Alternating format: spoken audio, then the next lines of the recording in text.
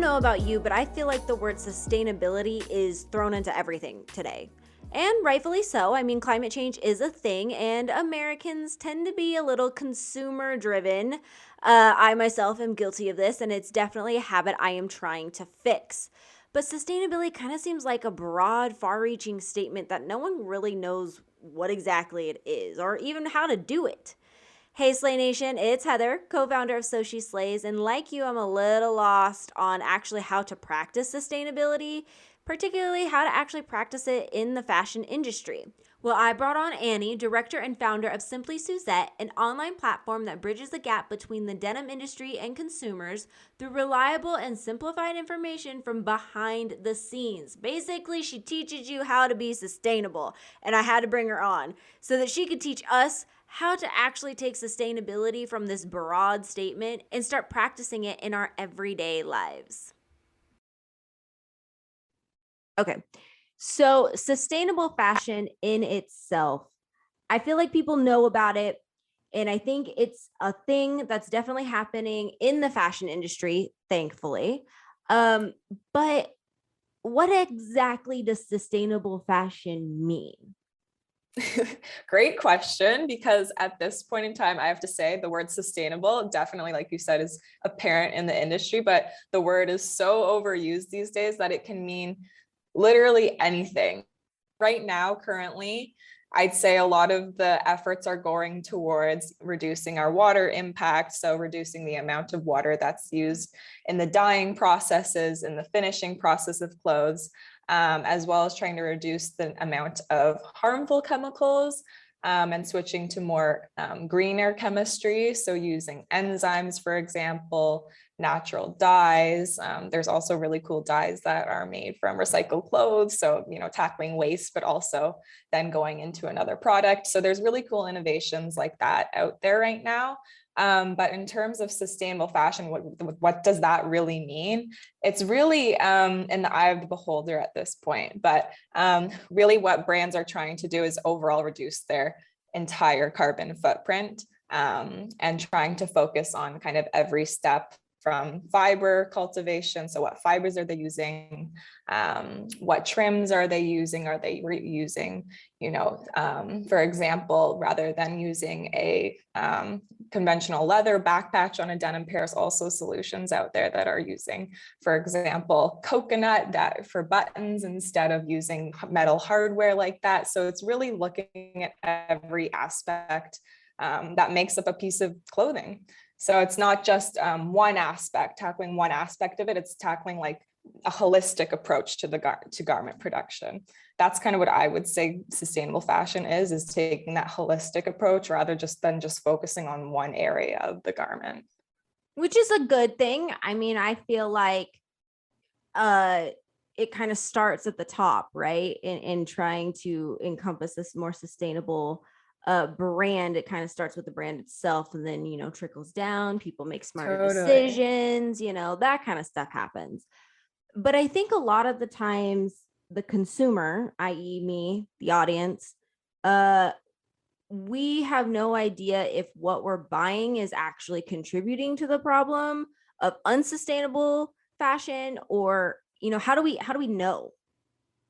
Really, it's a quick browse on a website, honestly. If you're really interested in knowing whether you're purchasing something that was made with environmentally and socially conscious minded practices in mind, a quick browse that your website that might have a sustainability page on it will show you kind of what a brand is doing in order to make their products better, make their supply chains more sustainable, as well as making sure all the workers are taking care of it. So a lot of the times, I don't want to say that brands that don't have a sustainability page on their website aren't doing good things, but if they're not shouting about it, it's more than likely that they're not doing much.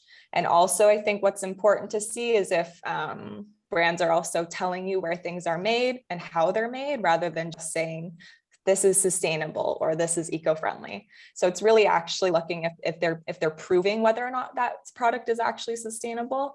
But honestly, the number one thing that is, contributing, like as a consumer, contributing to the problem is our consumption habits. So we love to buy things. We love to shop. And I'm not telling people to stop shopping because, fashion is such a big part of our lives and a big part of entertainment, a big part of our personalities. It's such a huge thing. So, but my tips are always, for example, for me, like I've kind of pared it down to a capsule wardrobe at this point, but I don't expect everyone to do that. But I always say to go look for what you're, if you really want like a new Louis bag, try and go find it vintage first or secondhand before you'd actually buy that new item. Also, the best thing you can do is honestly use things as long as possible. And that's the biggest impact you can have is, truly buying a garment you're going to wear and take care of for years to come, repairing that garment, taking good care of it, like in terms of cleaning and not overwashing it, not throwing it in the dryer. I like to say the dryer is the devil because it actually shortens the lifespan of clothes. Explain. So yeah.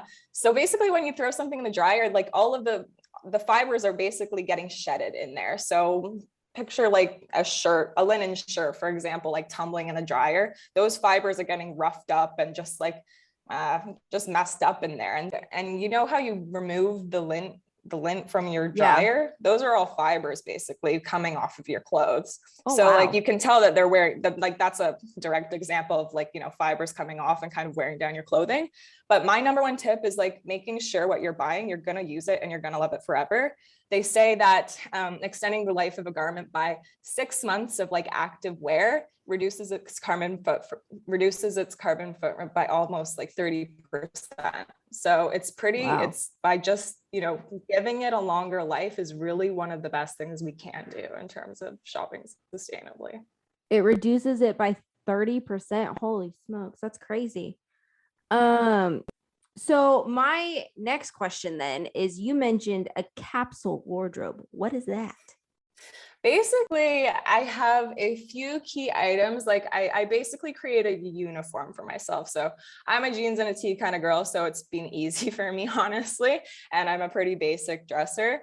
So I have, my black, my white tee, my pair of straight leg jeans. Honestly, I'm a denim freak. So I have a lot of pairs of jeans from just collecting them over the years.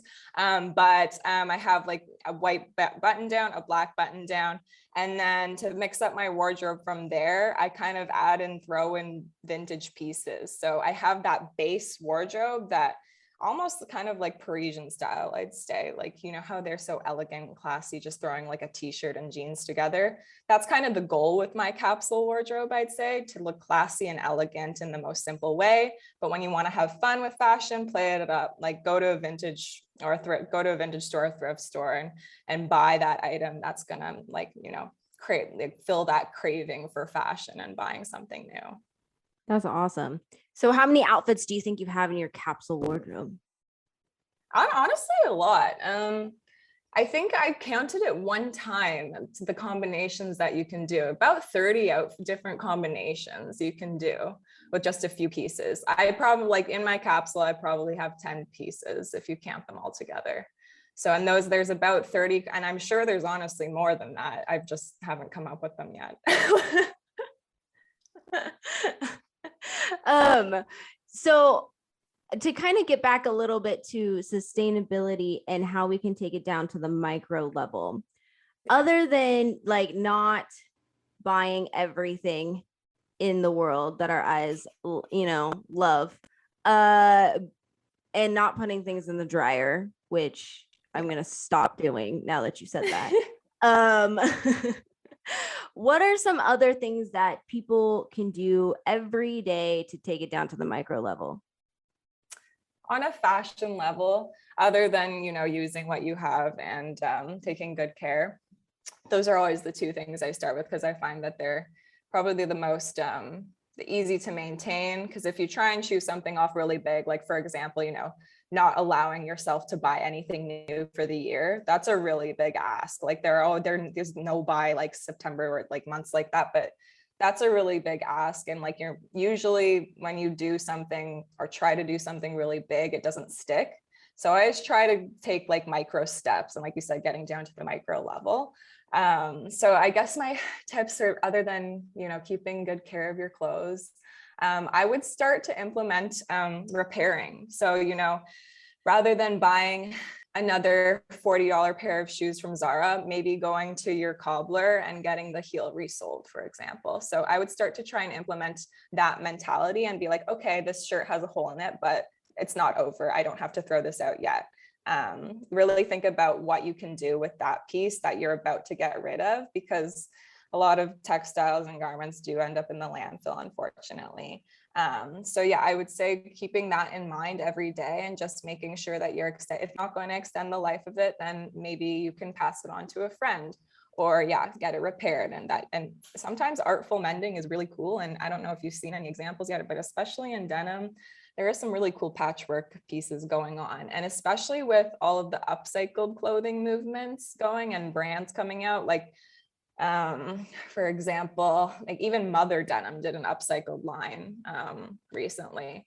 But that's another great way to turn something old into something new. But one thing I would say there is to go to a seamstress and have them do it for you, because oftentimes a lot of the upcycling home jobs don't turn out so well, maybe, and then the garment just goes to waste in the end. Exactly. No, I have done that quite a few times where it's like you think you know better and you're like, oh, I totally got this. And then you're midway through it and you're like, I don't have this.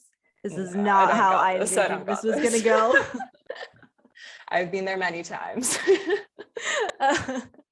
So for someone who isn't involved in the fashion world, obviously knows that we need to be creating a more sustainable world.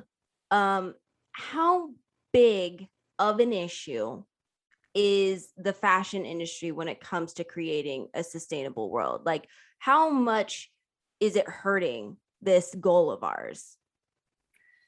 Honestly, it's not, the fact has been debunked, but we used to be like, the fashion industry in general used to be like positioned as the second most polluting industry besides like the oil industry. But that has proven to be not untrue. But that being said, it's still very high up there. So we are contributing to the problem. You know, a lot of the manufacturing that happens overseas, there are not as stringent environmental protection policies as per se in Europe. So a lot of, for example, wastewater runoff goes into rivers without being treated at all. So it's just straight polluting the rivers. You can and I've never seen it myself, but apparently in China, there's one river where you can literally tell what the next trend color is going to be, because the river will be that color. Oh my gosh. Yeah, crazy. so it's like it's pretty crazy. And it's not just water pollution that, you know, fashion is inherently agricultural as well. You know, we're using a lot of fibers that are grown. So that's another reason why fashion has such a large impact, but also a really big opportunity to help the soils, regenerate our soils, and in turn, like regenerate our earth. But in terms of the fashion industry in general contributing to the climate crisis, we do have a large part in it, because fashion is such a big part of our culture these days. A lot, you know, pretty much everyone is involved in fashion. Whether or not you think you're just buying clothing for function, you're still involved in the industry. And I think one thing consumers should realize is that they're part of this industry.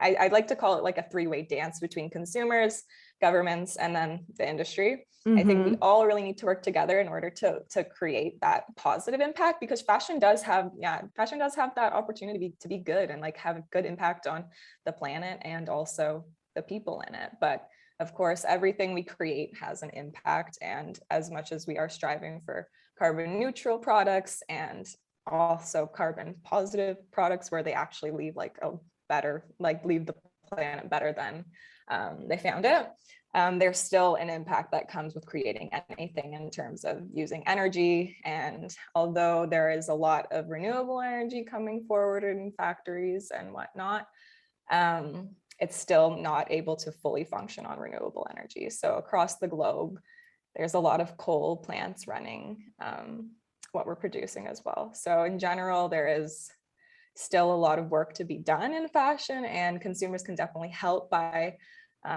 purchasing from the brands that are trying to do good rather than supporting the ones who aren't taking it as seriously. And the ones that aren't taking it seriously, I know a lot of us can refer to it as or I think the fashion world refers to it too as like fast fashion. So explain to us what exactly fast fashion is. So fast fashion is basically like exactly what it sounds like, but basically it was founded on the concept of turning product really quickly. So Zara is a great example where, you know, you see something on the runway and a week later it's on the Zara website. So it's that, and also one thing is there's products coming out literally every week with fast fashion, every day sometimes. But like in general, you know, fashion used to have 4 seasons, you know, fall, winter, summer, spring. Now with fast fashion, there are 52 micro seasons. So it's literally What? like creating just so much. Yeah, it's insane. It's literally insane. So it's they've really just sped up and tried to make the product development as efficient as possible, but also as, you know, as desirable as possible as well for the cheapest price. So we've gotten really accustomed to like these really cheap prices.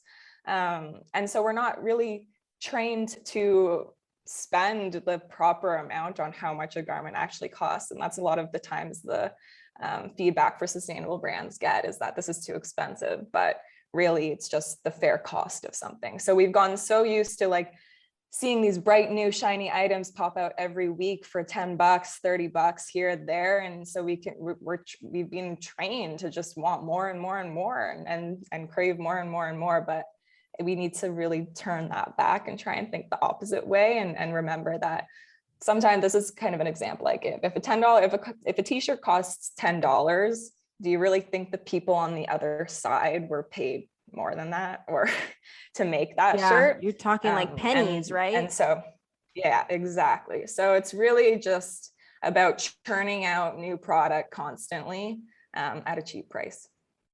I guess that goes back to the quality versus quantity kind of argument, right? And then starting to kind of go back to your statements before, as far as looking at your pieces as investments and not so much as consuming as much as possible. Yeah, exactly. And yeah, a lot of the times fashion lovers do actually really, you know, they care about what they're buying because they're into fashion, but a lot of us that might not be as in the fashion industry or in love with fashion so much don't really think about that. They're just thinking about, you know, the next outfit they're going to put on, rather than this beautiful piece they've bought and want to cherish forever and like they love so much. So yeah, that's another thing.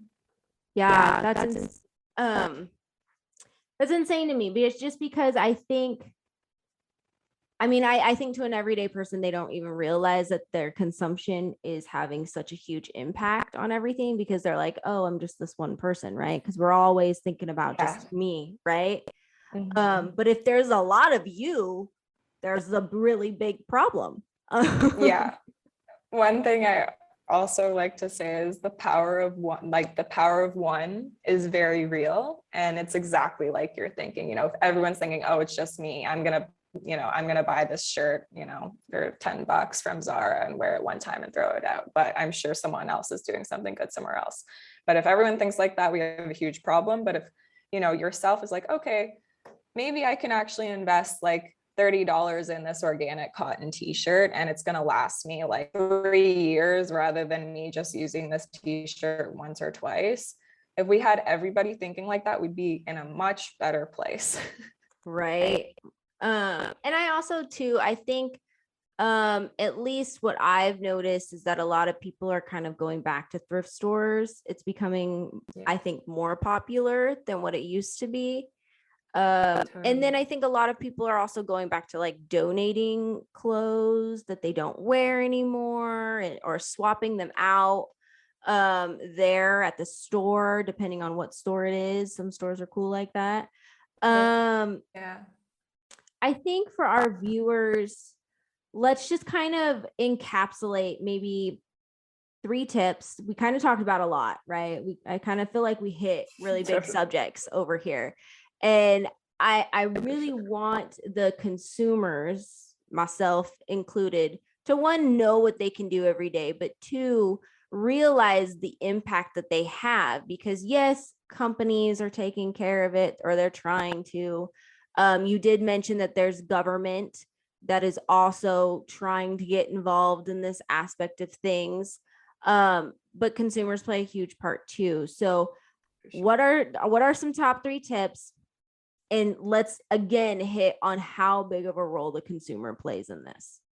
Okay. So yeah, like we said, government obviously does have a big role to play, but governments act really slow. So us as the consumer has a huge say in really what happens, because we create the demand. We're the ones that say what is bought. We're the ones that say what is made, because we buy what we buy.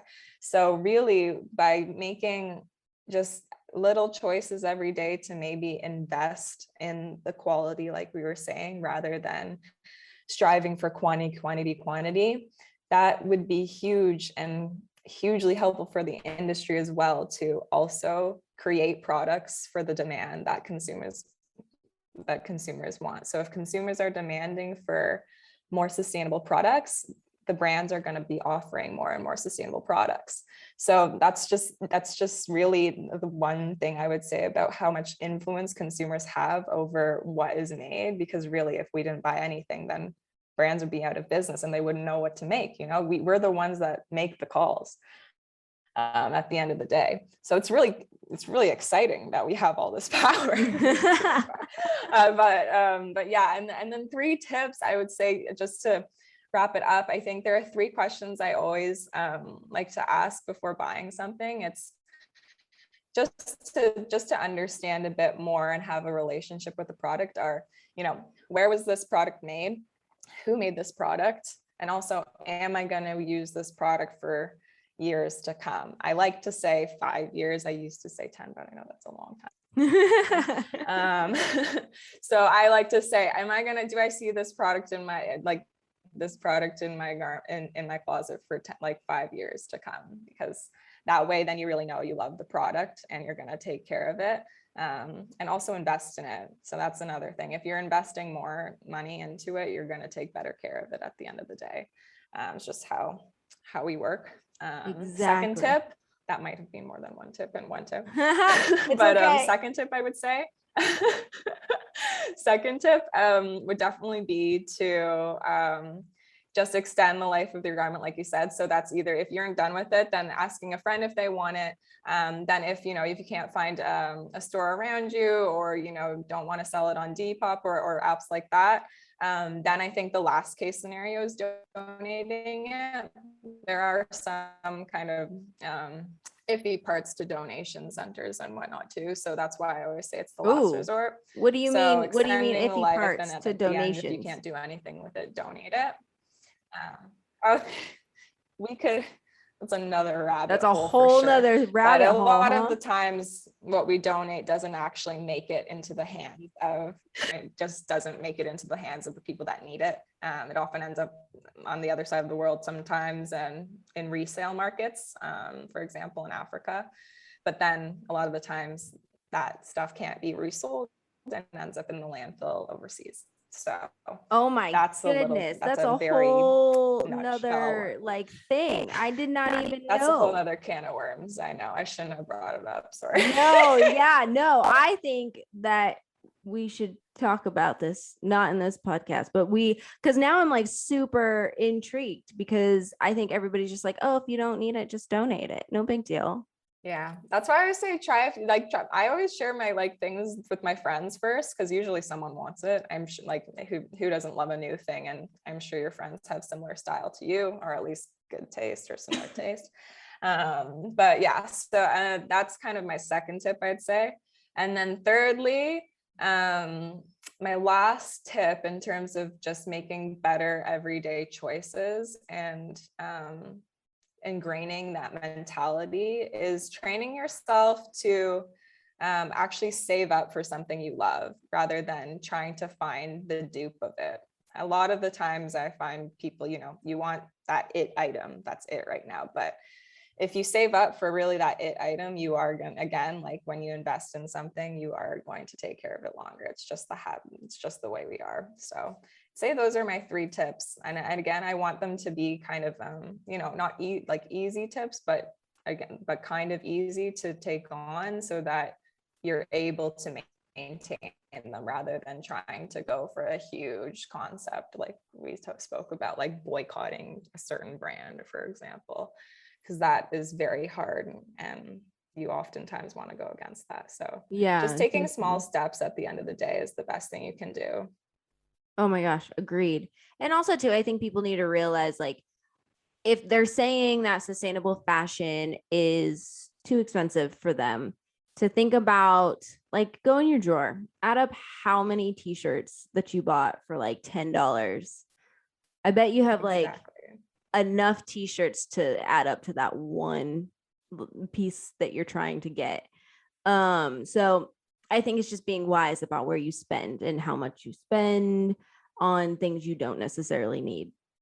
Exactly. And that's, yeah, one thing that I'll just add in there is like what you just said, cost per wear is also something that makes it easier to invest in something. Because if you're going to have something for a really long time and wear it, you say 50 times and you divide the cost by 50, rather than one shirt you're going to buy and wear once, usually the price is cheaper if you're investing and wearing it longer. So cost Exactly. per wear is another thing to think about. Yes, I mean, I end up doing the cost per wear because I don't lie. I mean, like I look at things and I'm just like, oh, and then I'm like, wait a minute, how long am I gonna have this? How many times am I gonna probably wear this? And then you like divide it all up and you're like, okay, I could do this. Exactly. That's exactly you've already got it.